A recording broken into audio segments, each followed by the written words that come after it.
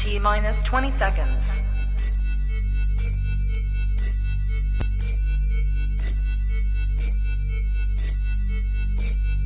10, 9, 8, 7, 6, 5, 4, 3, 2, 1, 0.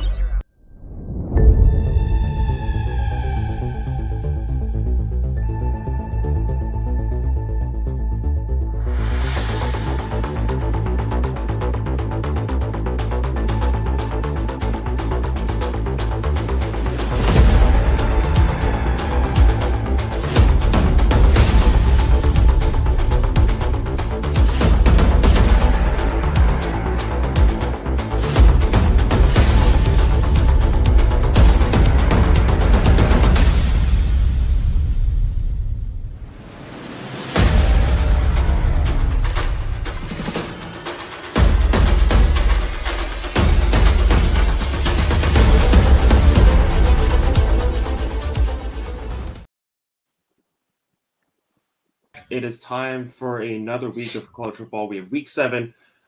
Week 6 was absolutely insane. We had so many updates, wild things happening across the board. Week 7 is already off to a hot start. Colorado blew a 29-0 lead last night. Slade and I enjoyed a nice sweat as we watched Tulane take on Memphis. That was a lot of fun as well. And we're sure today, Saturday, is going to be a ton more fun. So we'll be here to get you guys ready for all of it. We're going to have our cash out picks, our head-to-head picks, and your headlines as always. Fall is officially here.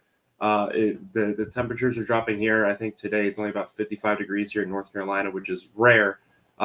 Leaves are starting to turn colors, and as it gets colder, some hot seats are starting to warm up. So we're going to talk about some hot seat coaches here in a minute. First thing I want to look at, though, is we talked last week about playoffs and who we thought was going to make it. And that playoff picture, I think, immediately got shaken up. All of us had Texas as one of the top teams, and then they go out, they lose. They're not out of the playoffs yet, but they do have one loss. So what we want to talk about first is who we think the best one-loss teams in the country are. Slade, we'll have you go first and give us your top 5 one-loss teams in the country. Yeah, so on this list, I have Texas. I think that there's a really good chance that they still are able to get in and compete for the Big 12 title here at the end of the season against Oklahoma, kind of redeem themselves. Alabama, I think that you and I talked about this last night. They have a really good chance of kind of running the table with their schedule and being in there against Georgia for the SEC title at the end of the season with that one loss still. Duke, what a great team they are when Leonard's healthy. Yeah, I put them in there. I think that they're a great team. I don't think they're going to finish the season as a one-loss team. I think they have too much of a schedule discrepancy coming up here in the next couple of weeks. They face, I think, 3 top-ranked teams. Fresno State, I think I had picked them to win their conference this year. So I think that even with that one loss, I think they still have a really great chance of running the table just based on the team that they are. And then Oregon State, I had to include them here because I think that they face the least amount of ranked teams within the Pac-12 here in the coming weeks. It's like running the gauntlet in the Pac-12 right now. They're all going to face each other, and it's just going to see who comes out with the least amount of losses, basically. And I think Oregon State's that team there. Absolutely. Nick, let's go ahead and let's look at before we look at Nick's, just the one, not something I want to argue because I do agree to an extent, but after watching them last night, coming into last week, I would have agreed Fresno State, one of the best one-loss teams in the country. They went on the road to a very good Wyoming team. They lost a hard-fought matchup. You know, that happens. You're going to have that. We talked a lot so far this season about how good the Mountain West is as a whole. But Fresno State goes on the road last night to Utah State, and they really struggled. It looked for a minute like Utah State might pull off an upset. Fresno State's able to pull it out. So I'm starting to get a little bit more concerned about Fresno State as a whole. So I'm not disagreeing with you putting them in. That's just coming in the last night. I would have 100% agreed, but now I'm starting to get a little concerned. Nick, let's go ahead. Let's talk about your top 5 one-loss teams. Yeah, so I also have Texas.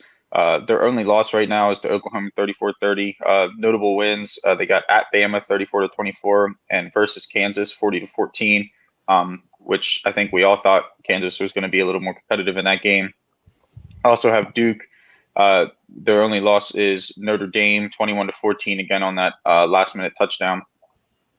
And they have that early win versus Clemson, which kind of put the college football world on notice. I also have Bama. Again, their only loss is versus Texas, 34-24. They've got wins versus Ole Miss, 24-10, and at Mississippi State and Texas A&M. Oregon State, their only loss against Washington State, 38-35 in a close one, and they've beaten Utah 21-7 and at Cal 52-40.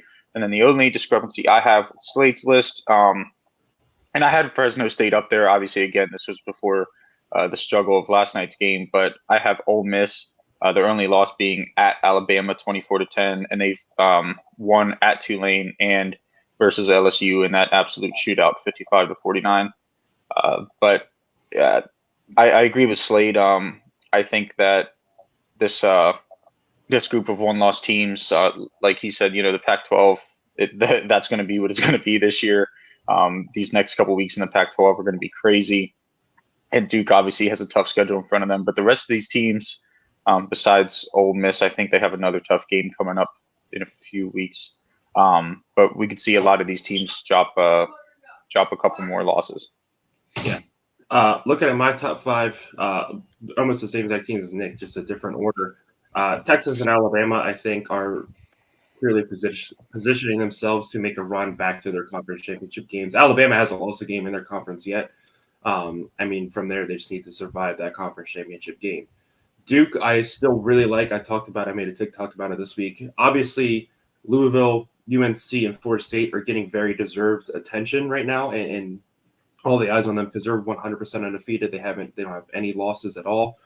But Duke's one loss is a very close game to still a pretty good Notre Dame team. Obviously, they just lost a game to Louisville this past weekend, but I put that more on their schedule than anything. But Duke has one of the best defenses in the country. Obviously, it sucks having Riley Leonard go down, but we're going to see what that offense is made of without him this week. I'm excited to see how the backup can do. He looked good in the one game he got thrown in when they were blowing out Lafayette. But I still have high hopes for this Duke team. I still think they're a very good team. They do have the most grueling schedule ahead out of any ACC team, and that'll make a huge difference. But looking at Oregon State, like Slade said, easiest schedule out of the Pac-12 remaining.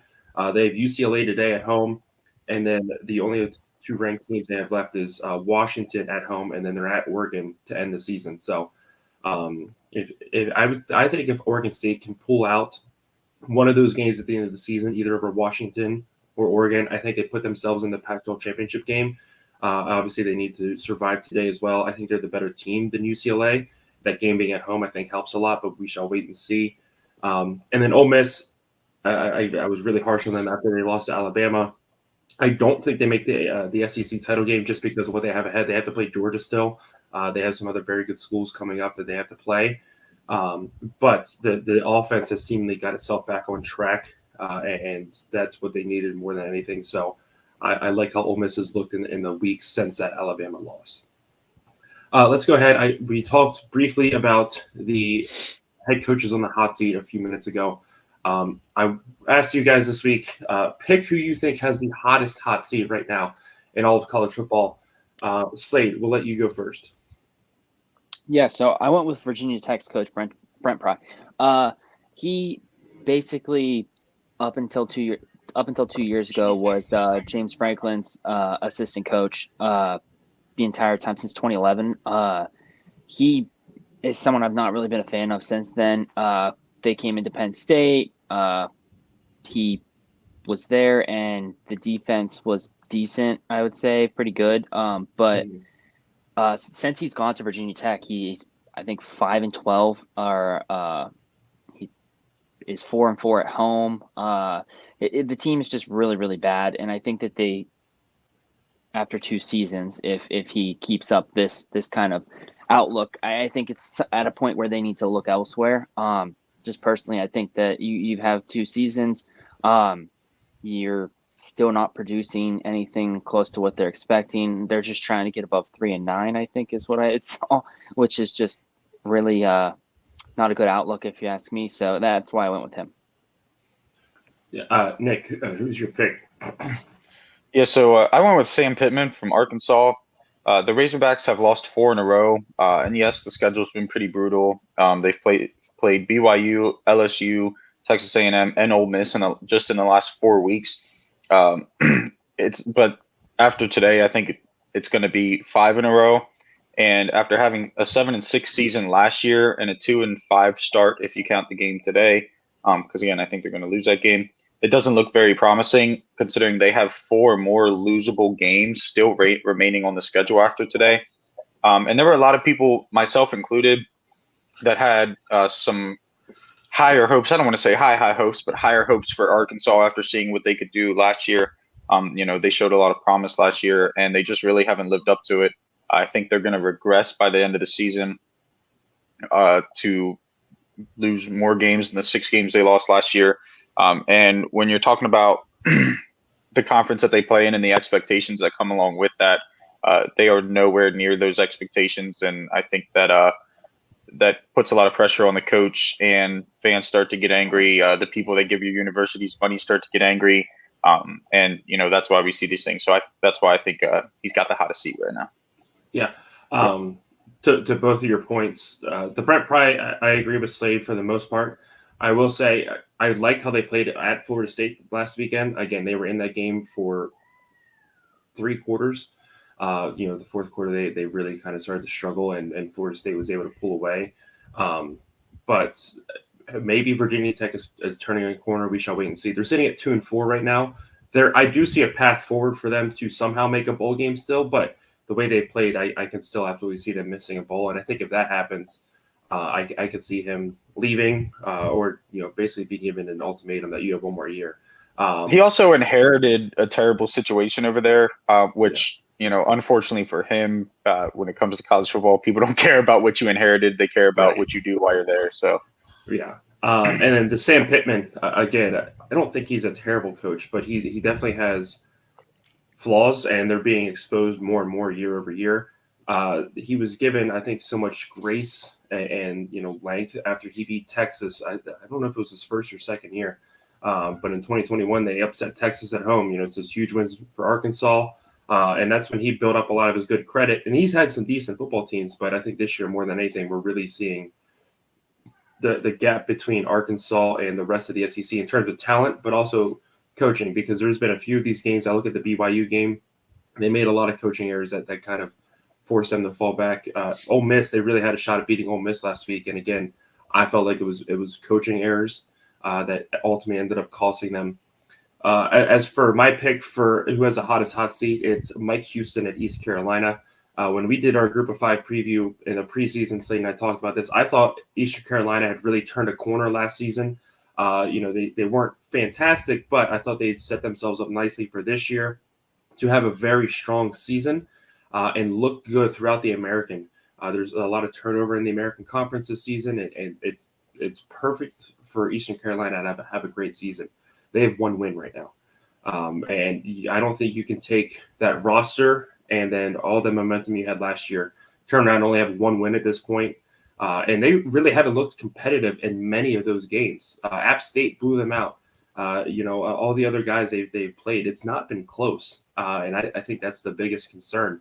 Is it'd be one thing if you're losing some of these games by like 1 score, or, it's an unfortunate turnover here or there that's costing you, but they're just getting blown out of the building every weekend, it seems. And I think that's a huge problem for East Carolina, like I said, especially coming off of where they were last season. So I have Mike Houston as my hottest hot seat in college football right now. Slade, you want to talk about the college football playoffs a little bit more? I'll throw it over to you, and we can talk about some conferences. Yeah, so in terms of where the conferences sit right now, I wanted to see who do you guys think in terms of conferences, what conference basically has 0 chance of getting into the playoffs right now with where their conference sits record-wise, where the teams sit, where their schedule outlook looks like the rest of the season. What are your guys' thoughts? George, but before Nick says anything, it has to be Power 5 because I know he's going to go with the American. No, I'm just kidding. But I thought about it when I was doing this. I was like, I could take the easy way out here, but exactly. The Sun Belt. Everybody has a loss already. Right. Slade's going to hate me for saying this, but I'm going to go Pac-12. I think if you look at everybody's schedule ahead, I don't see any one team, and we talked about this a lot more last night. I don't think any one team has a pathway not that it's impossible. I think it's improbable that anybody makes it through completely undefeated. And then from there, it depends who that one loss is to. Oregon State already has one loss of the year. Granted, they could run the table, but are they going to have the resume at that point? Most likely, they're going to have to play a team again in the Pac-12 championship game, whether it be Oregon, Washington. They haven't played USC this year, but maybe even Utah. Utah's still in the conversation.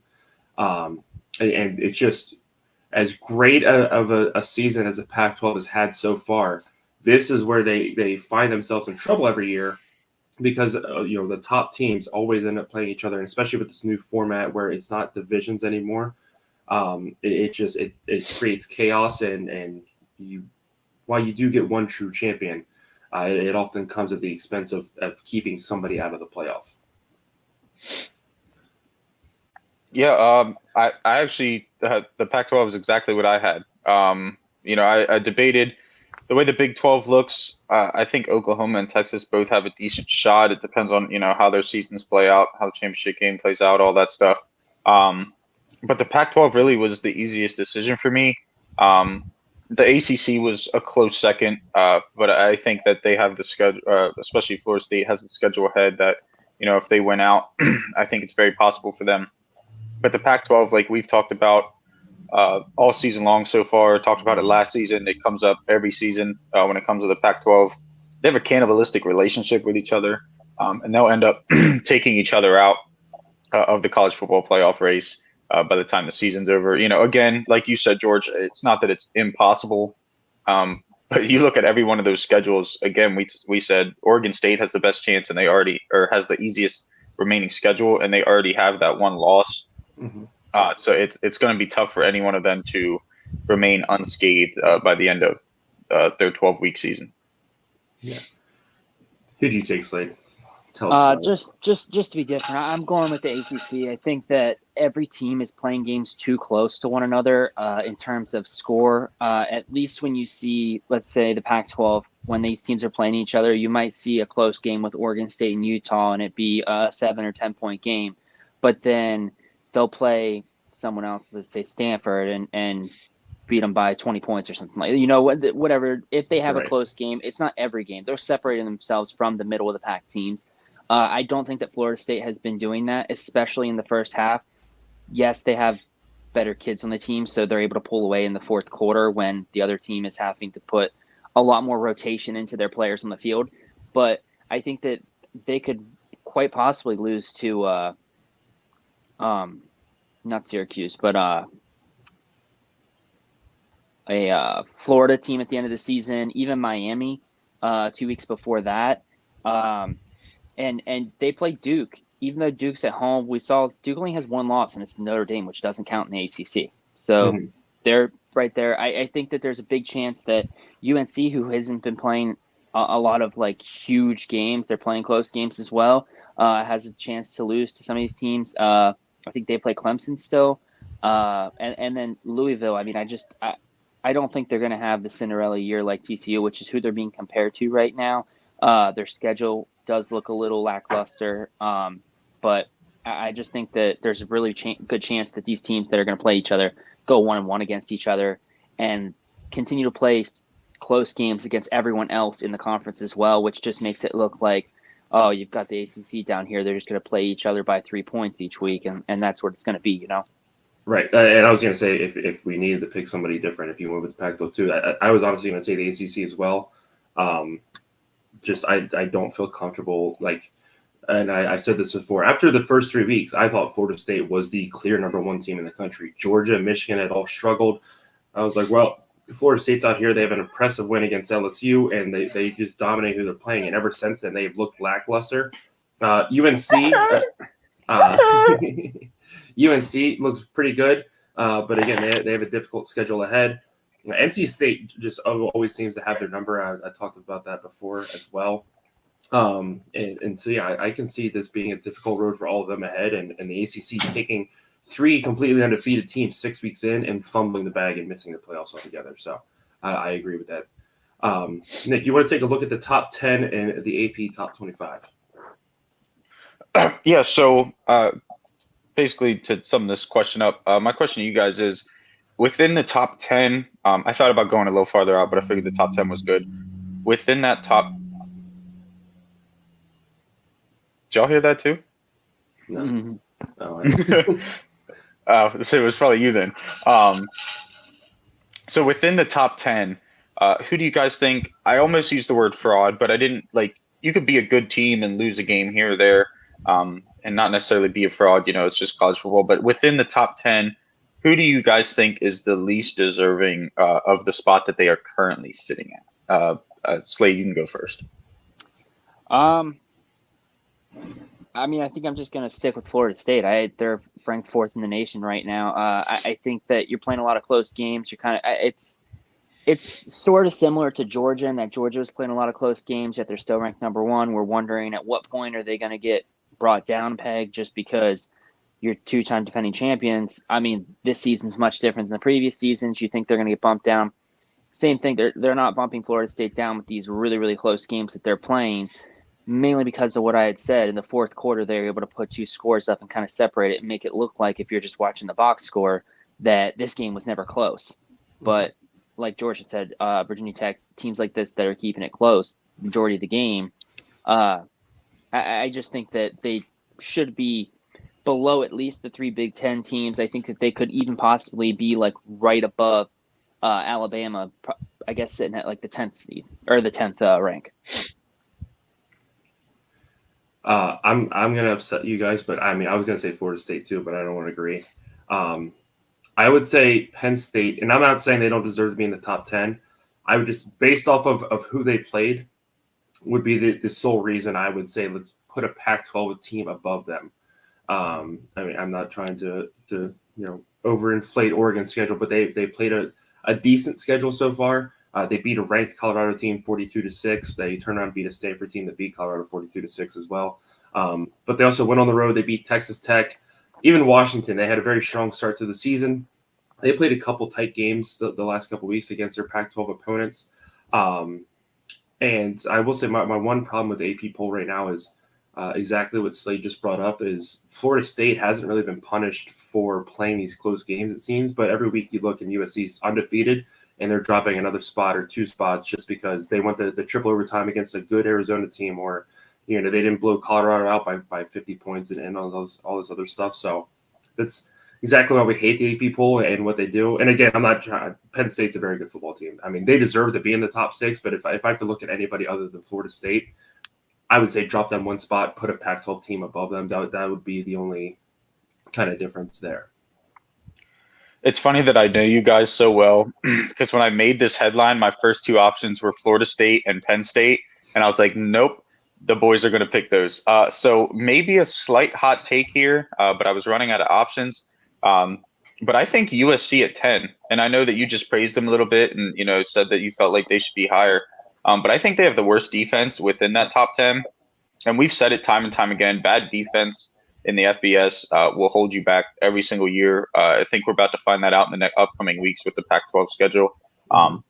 5 of their last 6 games, as in like last in the schedule, not last that they've played, including the one today, are ranked matchups, obviously, as they sit right now. We could very easily see USC outside the top 15, maybe even outside of the top 20 if they drop 2 games, depending on what the scores are. So again, it was my 3rd choice within the top 10, but I still think that there's more to be desired out of this USC team so far for what I've seen. Yeah, I mean, and I want to be. I'm not saying that USC. I didn't want to make the point that USC deserved to be higher or low. I just think it's funny that we're punishing USC. We're dropping them spots of the week for playing games like this, and then we're letting Florida State, Michigan, and Georgia went unpunished the first 4 weeks, and they played sloppy. I just the double standard has always been very funny to me. It seems like, which is funny that I have USC at 10 being being my choice because it seems like they are the only ones being punished for these close games. Let's go ahead and, speaking of the polls, let's look at our Jackwagon Sports top 25 and bottom 25. Again, this is 100% statistical data. No eye test goes into this. Oregon is still the number 1 team even after a bye week. Oklahoma did close the gap. The main thing keeping them apart right now is just point differential. Oregon's at almost 200 points to the good. I think Oklahoma's like 175. So averaged out, Oklahoma's like a full point behind Oregon in the polls. Michigan and Georgia both make big jumps. Penn State did drop down, mainly just because of their bye, as USC played that tight game that kind of hurt them. Washington stayed. Ohio State jumped up a few spots. Notre Dame and Air Force both dropped. Miami somehow stayed the exact same spot, even though they lost that game. And then Texas stayed the exact same spot as well. But everything's starting to average out as we go. Teams are getting closer and closer. So once we get to the end of the season, I feel like we'll really have a true who were the best teams were in college football, but we shall wait and see. As far as the bottom 25, we do have a brand new worst team in the United States of college football. It's Kent State. And the sole reason they passed Nevada is because Nevada had a bye this past week. So, but shout out to Nevada for 1 week. You're not the worst team in the country. So congratulations, guys. Ball State is third. The team that had the worst week was Arkansas State. They had the second worst. They dropped 14 spots. Akron dropped 15 spots. The team that had the best week in the bottom 25, Virginia went up 11 spots. We also had, I can't think of the other team, but they were in the rankings and they up in the, I think 80 spot now. So Purdue, it was Purdue. That's who it was. So they had a big weekend. Vanderbilt drops into the rankings. So that is the Jack Wagon Sports top and bottom 25. Let's go ahead and let's move on to our cash out picks for this week. We had a rough week last week across the board, but cash out especially. We had one win. I'm not trying to brag at all, but it was me. So we went 1-5 with our picks. So this is the updated standings. Nick, you're sitting at 9-6. Slade's at 4-10-1, and I am sitting there at 8-8. I'm still at 500. I will take that every day of the week. Nick, let's go ahead and get your picks for this week first. Yeah. So up first, I got UNC -2.5. They're at home against I'm going to use the word mediocre, but mediocre to decent. Maybe even I'll give a mediocre to good. Miami team whose resume to this point is lackluster. Not that UNC is crazy. UNC doesn't currently have a ranked win on it.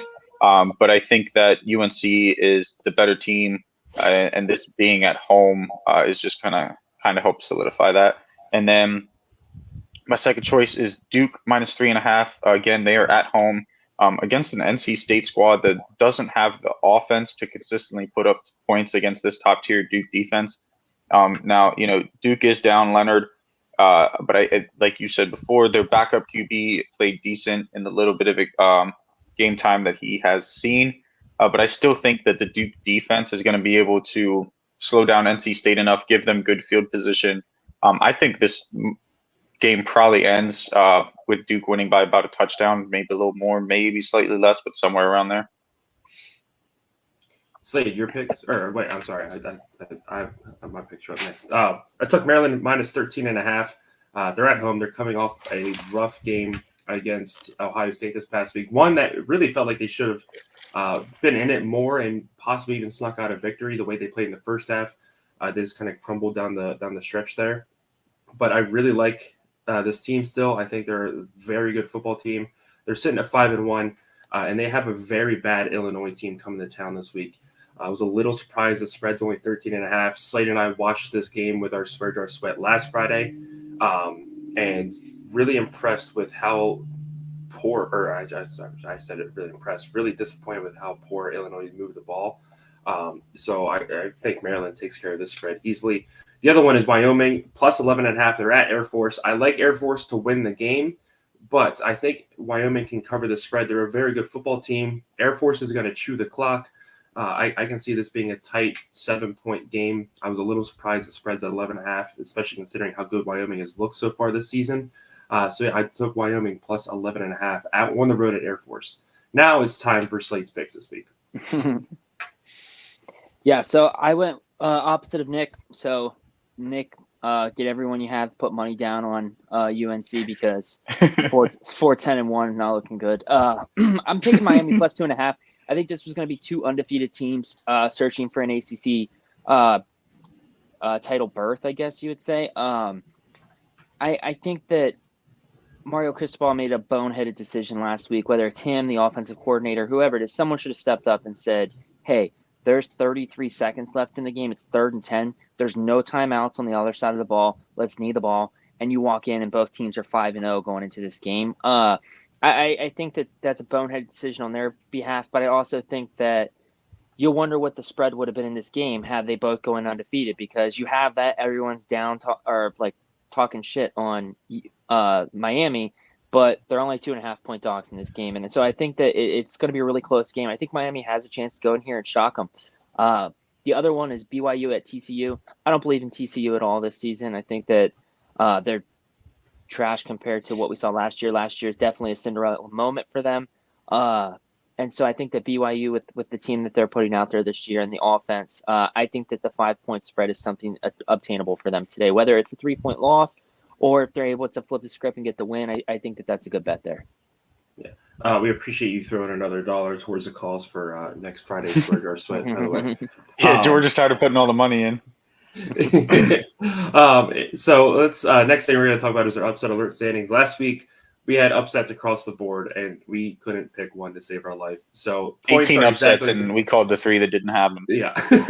So the points are the exact same. Slade is only 2 back of Nick, and I'm 1 back. So let's go ahead and let's have a rebound week here. Who are we taking? Slade, we'll have you go first. Give us your upset alert for this week. Yeah, I think that you're still optimistic about Utah and their abilities offensively. Me, not so much. I think that Cal is going to be able to cover the spread here of 13.5, but I could also see them getting out to a hot start and it being hard for Utah to kind of climb their way back into this with the depleted offense at quarterback situation that they have.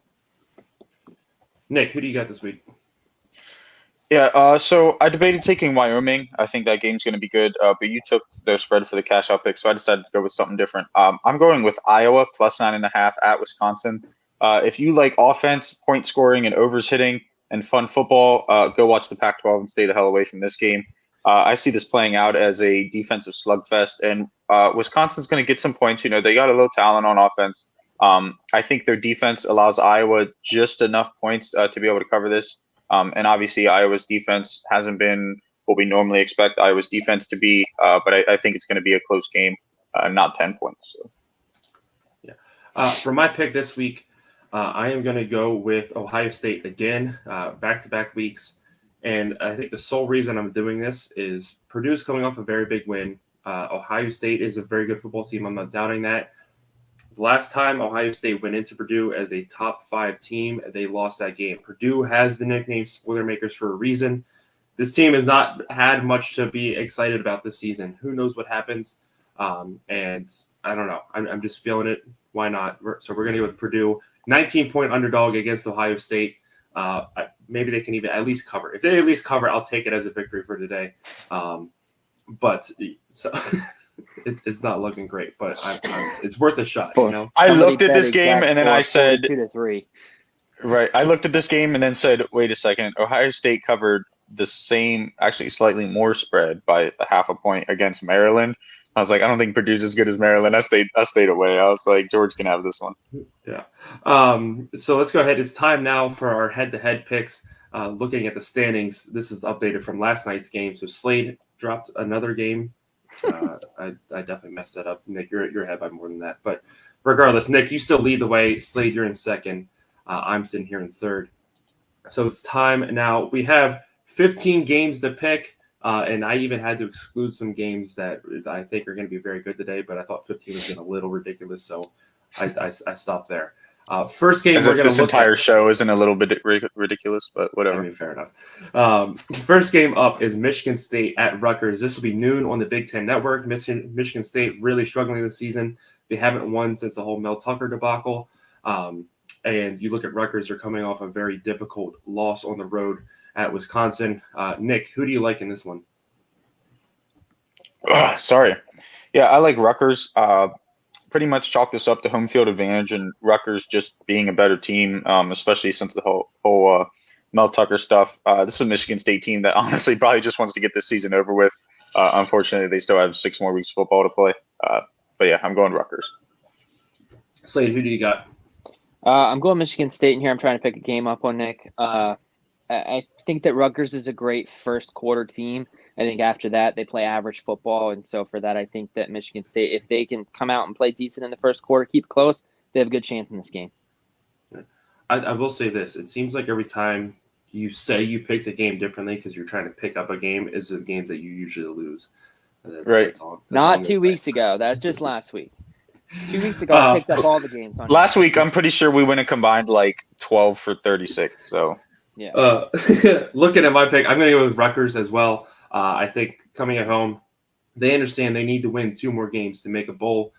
This is an opponent that they can pick up one of those victories against. I think they're going to be very determined, again, at home. So I'm going to give the slight edge to Rutgers. I'm going to have Rutgers winning at home. Next game we have Iowa State traveling to Cincinnati. This will be 12 p.m. on Fox Sports 1. Nick, who do you got in this one? yeah, I'm taking Cincy. This is my coin flip game of the week, and the coin said Cincy. So easy decision for me. Got to trust the coin. I don't even know. The coin's probably 0-2 right now, so I don't know if I should even be trusting it. But Slade, who do you got? I'm going to trust the coin. I'm going with Cincy. I'm going to go with Iowa State. I mean, they just came off a huge victory against TCU this past week. They're looking a little bit better each week. Cincinnati still has a lot of question marks on both sides of the ball. A little concerned about how they played. I think this is going to be a tight game. It's going to come down to the wire, but I have Iowa State with a victory on the road. Next game we got is the game of the week in the Sun Belt. Georgia Southern travels to James Madison. I also realized just the other day that I've been spelling Madison wrong the entire season. I've been putting 2 D's in it. Apparently there's only one. only room for one. Yeah. You want to say something, but you just can't. Yeah. So this will be 12 o'clock on ESPN2. Shout out to the Sun Belt for getting put on ESPN2 and not stuck on like some random channel. We'll take it. Nick, who do you got in this one? Yeah, I'm taking JMU. The leaders in the Sun Belt, they look to increase their lead over Georgia Southern. And with the way they're playing and the fact that they're at home for the second week in a row, coming off a good W against a pretty good South Alabama team, I think they do just that. Give me JMU. Slade, who do you got? Yeah, I'm going with JMU as well. I think they continue a great season, and it's just unfortunate that it won't amount to anything at the end of the season for them this year. Yeah. Thanks, NCAA. Thanks for ruining the Sun Belt again. But I'm going to take James Madison as well. Just really like how they played so far this season. Doesn't matter if they're down or if they're up. They play every down like it's a last, and that's what you love to see in football teams. I think this game comes down to where Georgia Southern's a very good team. Their only loss so far is on the road at Wisconsin, who they were hanging around with till halftime, second half. Wisconsin kind of pulled away by a lot. But I like James Madison, and I think being at home helps a lot. So give me the Dukes. I was calling the Bulldogs. Going over to the SEC and looking at the 3:30 slate, we have Texas A&M at Tennessee. This will be 3:30 on CBS. Nick, who do you got? Yeah, I'm taking Texas A&M. Tennessee has been underwhelming so far this season, understandably so after losing just about all of its offensive production to the NFL. I think they're looking ahead to the back-to-back ranked road tests that they have coming up. Texas A&M, does what they do best, steal games that they really have no business winning. Slade, who do you got in this one? I'm going with Tennessee. I think that Milton had one of his worst games of the season last week and throwing 2 interceptions that were costly, but they still won by like 21 points last week. So I think if he's able to just kind of correct the interceptions, they should be able to go out and put up a lot of points against Texas A&M today. I'm going to go with Tennessee as well. This was my coin flip game. I was not sure on who to take because Texas A&M, you're coming off that tough loss against Alabama where you were in that game the entire time. And Tennessee has obviously had their struggles that we've seen all season. So there's concern on both sides, but I think the edge goes to Tennessee mainly just because of the home field advantage. And so for that reason, I'm going to stick with the Vols at home. What probably should have been the game of the week, but we refuse to put our own teams into this category. Oregon is going on the road at Washington, number 8 versus number 7, number 1 versus number 7 in our polls. This will be 3:30 on ABC. Butterflies have already started. I feel like I'm going to throw up just talking about the game right now. So, Nick, go ahead and take some pressure off of me. Who are you taking this week? Yeah, I'm taking Washington. 1, for the sake of George. 2, to the detriment of George. Historically, Oregon finds a way to lose big games on the road. I actually think Oregon is the better team overall in this one, but it is in Husky Stadium, and someone's got to start shaking up the Pac-12, so I'm going Washington. Slade, who do you got? Yeah, I'm going with Washington as well. I think that Oregon is the best all-around team in the Pac-12, defensively especially because the Pac-12 doesn't really play defense. But aside from that Texas Tech game, I feel like Oregon has really put their defense out on the field and kind of changed that narrative, at least for their team. Unfortunately, their defense is going up against someone that I think sits above Bo Nix in the Heisman category right now in Penix. And so I think that if he's able to put up 400 yards against Oregon's defense, it's going to be really hard for Oregon to keep up their offense to kind of compete with that. Yeah, I mean, Washington has 3 receivers averaging over 100 receiving yards a game. The offense is obviously nothing to sneer at. My concern lies with Washington's defense. They've looked really I don't want to say bad, but definitely not to the caliber of a team. No, to the caliber of a team that looks like it can go out and win a national title. And I think that's what we can say about a lot of the Pac-12 teams is there's something – they look good, but there's something about them that takes them down that peg from being the national title contender. But no, Slade and I talked about this last night. I learned my lesson. Last year, I talked a lot of crap. I think Slade picked Washington in this game as well, and I put the logo upside down. We're not doing that this year. Until we beat them, I can't talk crap on Washington. I'll let everybody else take care of that on Twitter. But, of course, I'm going to take the Ducks on the road. I think this will be a huge win for them. They have the team. So I really like Oregon to win this game. Going back to the SEC, Florida goes on the road to South Carolina. This will be 3:30 on the SEC network. Nick, who do you got in this one? Yeah, I'm taking Florida in this one. South Carolina has done nothing short of failing to reach their expectations set for them so far this season. After a strong end to last season, many thought that they'd be a competitive ranked team, and they just haven't lived up to that hype. I think Florida goes into Columbia and adds to the disappointment. Slade, who are you taking? I can't pick a team that Spencer Rattler plays on right now, so I just have to go with Florida here. I don't really believe in Florida's offense or defense right now, but I think that you could throw the JV team on the high school team that you coach out there against him, and Spencer Rattler's going to find a way to put the ball in their hands. Yeah. Listen, I always get burned when I trust South Carolina, but you know what? I'm ready to get hurt again. Give me the Cox at home. And mainly this just comes down to how bad Florida looks on the opposite side of the ball. I refuse to trust that offense. Graham Mertz is a terrible quarterback. I can't believe Florida was excited that they got him in the transfer portal. But go ahead and give me South Carolina at home. Over to the Big 12, we have a huge matchup. BYU looking to continue their improvements ever since losing to Kansas on the road. TCU has sucked the last couple weeks. They lost 2 difficult games to West Virginia and then last week to Iowa State. They genuinely look like they might miss a bowl game after going to the national championship game last year. That is a serious possibility. Nick, who are you going to take in this one? Yeah, so I just want to say this video is getting flagged. We're talking about putting too many D's in Madison. George is talking about giving them Cox at home. No chance this stays up longer than a day. But anyway, I'm taking BYU.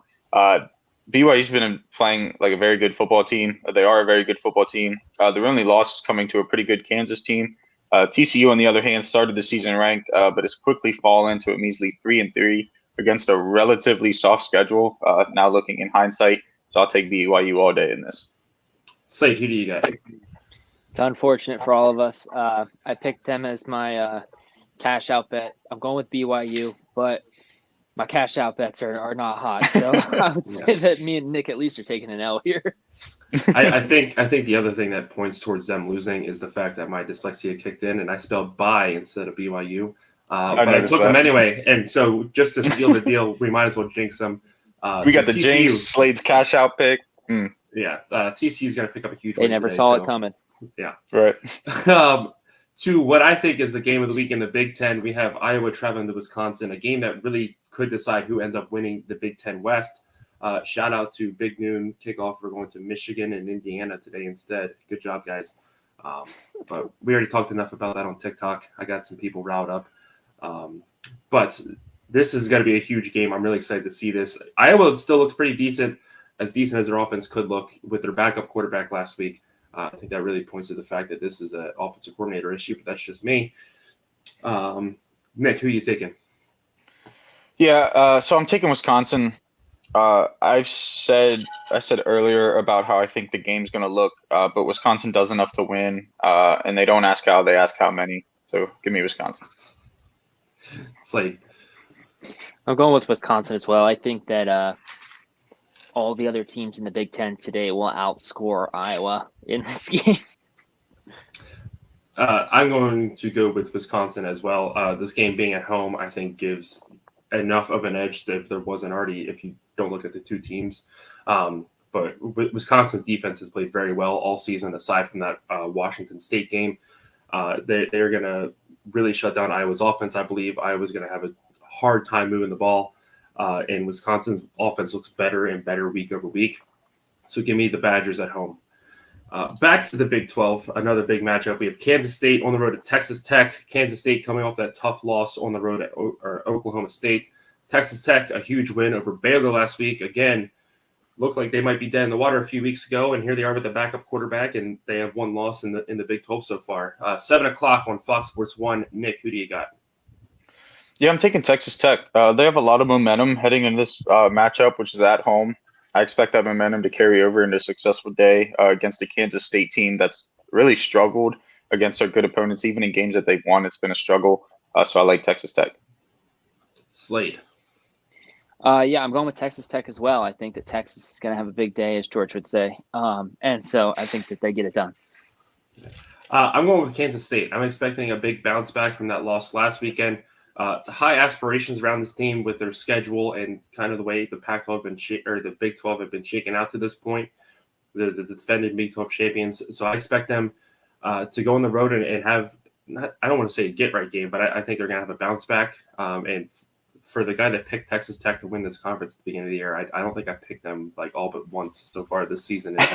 So yeah, I'm not sure how that math adds up, but it's not mathing, but hey, that we're here. So apparently it's working though. So if I just keep picking against them, maybe they'll end up in the grand scheme of things. My big brain pick will be right. So who knows? Maybe. Slade was very excited when we were talking about teams that could compete, with Oklahoma and Texas, who could disrupt them rematching. And Slade did not want to talk about Texas Tech very much. So next game we got Notre Dame has really struggled the last couple weeks. Slade and I talked about this the other day. Whoever made the schedule is not the smartest person in the world. Their offense coordinator has really kind of shown his weaknesses the past couple weeks as well. They've lost 2 of their last 3 games. Now they have to host the number 10 team in the country, USC. Another night game in South Bend, 7:30 on NBC. Nick, who do you got in this one? Yeah, so I'm taking the family pick here. I'm going with Notre Dame. Somebody had to do it, but I actually, to defend myself a little bit, USC is going to see its offense against the best defense that it's seen up to this point this year. And while I did originally pick USC to win this game, due to my horrible week last week, I decided to go with Notre Dame. Maybe shake things up again, get the family pick in there. Maybe allow Slade to gain a pick up on me, make him a little happy. So we'll see. Slade. Yeah, I think that I'm going with USC here. I think this is a Heisman game opportunity for Caleb Williams. Sorry. Caleb Young's a wrestler. And so I just think that 22 touchdowns, 1 interception in the season, he really hasn't let up from the offensive position. Obviously, the defense is the problem at USC. But I think that if he goes out there and plays the game that he's been playing, that they're able to put up enough points at least to get the win. Yeah. I'm going with USC too. I think Notre Dame is extremely exhausted from now 3 consecutive very physical football games. They haven't had a bye. I keep bringing this up, but it proves itself truer and truer each week. They haven't had a bye since they went to Ireland. They came home. They've not had an easy schedule since then. They played a physical game against Ohio State, then Duke, and then last week they go to Louisville, and they really got exposed because Louisville could push them around. I don't think Notre Dame's offense is enough to overcome USC's offense. I don't think USC goes out there and puts up 50 points. I think Notre Dame's defense is far too good for that, but I could see this being a 28-14 game because Notre Dame's offense I don't trust it right now. They've really struggled to move the ball the past couple weeks, and as bad as USC's defense is, I think again Notre Dame is just too tired to play a game like this for the 4th consecutive week. Let's go to the Mountain West. We talked about this game a little bit with the cash out picks. But we have Wyoming visiting Air Force. Wyoming off a huge win over Fresno State. Air Force still undefeated. 7 o'clock on CBS Sports Network. Nick, who do you got?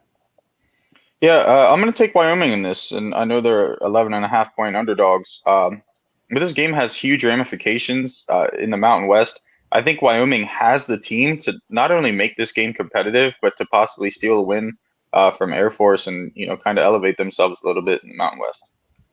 Slade. Yeah, I'm going with Air Force. I think that even the odds makers think that Air Force has a better chance here. This it started out as like a 10-point game, and now, like Nick has said, it's moved to an 11 or 11.5-point game. I think Air Force is just kind of showing us that this is their conference this year, and they're just kind of got to put the guys on the field, make sure that they're not making too many mistakes that they have to play from behind. But yeah, I think that Air Force is the better team in this game. I'm going to agree with Slade. I really like Air Force. Their offense just controls the ball. They killed that clock. If you look at Wyoming, again, I think the 11.5-point spread is a little disrespectful, especially with how they played so far this year. Their one loss on the road at Texas, that's a pretty good loss, and they were in that game for the most part. But I think Air Force, and especially being at home, just the way they control the clock, they're not going to give Wyoming's offense too much opportunity to go out there and kind of put up a lot of points. So I'm going to go with Air Force in a close game at home. Over to the ACC, just down the road in Chapel Hill, we have Miami visiting UNC, a top 25 matchup. This will be 7:30 on ABC. Nick, who do you got in this one? Yeah, so I'm taking UNC in this. I don't want to say necessarily that the spread is a bad spread or it's disrespectful one way or the other, but I don't think the spread truly shows the difference in these two teams. UNC has been doing all the right things this season. I expect that to continue today. Miami definitely has the capability of winning this game, but I just think that UNC is the better team overall, and I think they'd come out on top. Slade. Yeah, I'm going opposite. I'm going with Miami here. I think that I say week in and week out, Drake May needs to kind of play better. He needs to play like he's that Heisman caliber quarterback. And he's still kind of making mistakes here and there and just kind of relying on the team to kind of help out in those situations then, which I guess is what you have to do. But I coming into the season, I thought of Drake May as in the same conversation as Caleb Williams, in that they were both kind of going to be up there fighting, running the offense and stuff. And I don't think that Drake May is quite doing the same thing that Caleb Williams is doing. Yeah, I'm going to go with UNC here. And while Drake May has had his struggles this year, and I don't think his name is in that Heisman conversation like we thought it would be, the offense is still good enough to put up 40 points against Syracuse. The main reason this new offensive coordinator came in, and he really emphasized, hey, we're going to run the ball a lot more, is to bring more balance to the offense. And so that run game is able to pick up the slack, when Drake May is having a rough game passing, or as we saw against Minnesota, he can still sling the ball. He can still throw for a lot of yards. But mainly this pick came down to, if you think I'm trusting Mario Cristobal after what I just saw last week, you're out of your mind. There's no way I am picking Miami the rest of the season after watching that game. And this isn't the first time he did. Now, do I think he's going to make the same mistake this week? No, but I don't think he's going to have a chance to make the same mistake this week. I'm going to take UNC at home, and I don't think it's going to be close. One thing I did want to add is that UNC gave up 24 points to Pitt. Pitt is horrible. Yeah. Their defense should not have given up 24 points to Pitt. And a second thing is, 4 weeks ago, Miami beat Texas A&M, and we can't forget that. Texas A&M is a great team in terms of SEC play. They're a middle team this year, I think, kind of upper middle team compared to how they play against Alabama and such. But I just think that you can't. I mean, obviously you're going to, but one play is all that it took, and it wasn't even it wasn't like a game play. It was a coach mistake, So I think that Miami still has a chance in this game. Slade sounds like he's got the house on Miami right now. Yeah, but I mean, even if you look at that Miami game, I mean, Georgia Tech is not a very good football team. They lost to Bowling Green, one of the worst teams in the country, the week before, and it wasn't close. And they hung around with Miami the entire game. That's kind of another concern. But again, Syracuse was the best defensive game that UNC has played all season. They've given up at least 13 points to every other team they've played, and the 13 points was against Minnesota, who sucks. Yeah. But so next game we're going to look at is back in the SEC. We have Kentucky visiting Missouri visiting Kentucky. Missouri coming off that tough loss to LSU where they were winning most of the game. Slade and I got a little excited. They turn around and they lose by 10. Kentucky gets blown out 51-13, and they're somehow still ranked. Whatever. Just another detail that AP poll just doesn't seem to understand. This will be 7:30 on the SEC network. Nick.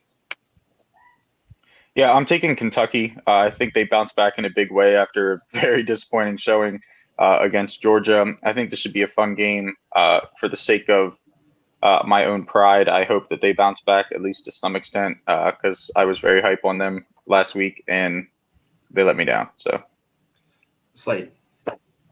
Yeah, I think Missouri just basically didn't play the fourth quarter last week, and so I think that if they're able to put together a whole game, this game should be theirs today.